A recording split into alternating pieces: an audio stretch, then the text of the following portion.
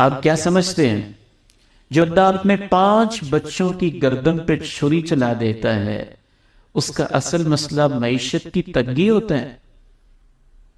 جو بندہ اپنے بچوں کو پکڑ کے نہر میں پھینک آتا ہے اس کا اصل مسئلہ کیا یہ ہوتا ہے کہ اس کے خرچے پورے نہیں ہو رہے؟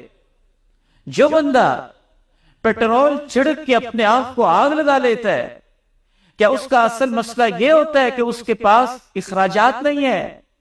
جو شخص گن مار کے اپنے آپ کو ختم کر دیتا ہے، سویسائیڈ کر لیتا ہے اور قتل کر لیتا ہے، خودکشی کا مرتکب ہوتا ہے، کیا اس کا اصل مسئلہ یہ ہوتا ہے کہ اس کے پاس کچھ موجود نہیں کھانے کو؟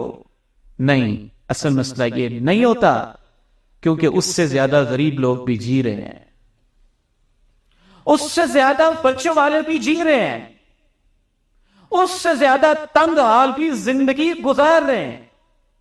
مسئلہ صرف سوچ کا ہے، وہ سوچ کے بیٹھ گیا ہے میرے حالات ہمیشہ ایسے ہی رہیں گے، میں تو کبھی بدل ہی نہیں سکتا ہوں، اور اس بری اور غلط سوچ کی وجہ سے اس نے خودکشی کا فیصلہ کر لیا ہے، اور اس سے زیادہ بچوں والا زیادہ تنگ حالات میں اس لیے جی رہا ہے کہ وہ سوچ رہا ہے آج نہیں تو کل حالات بدل ہی جائیں گے نا۔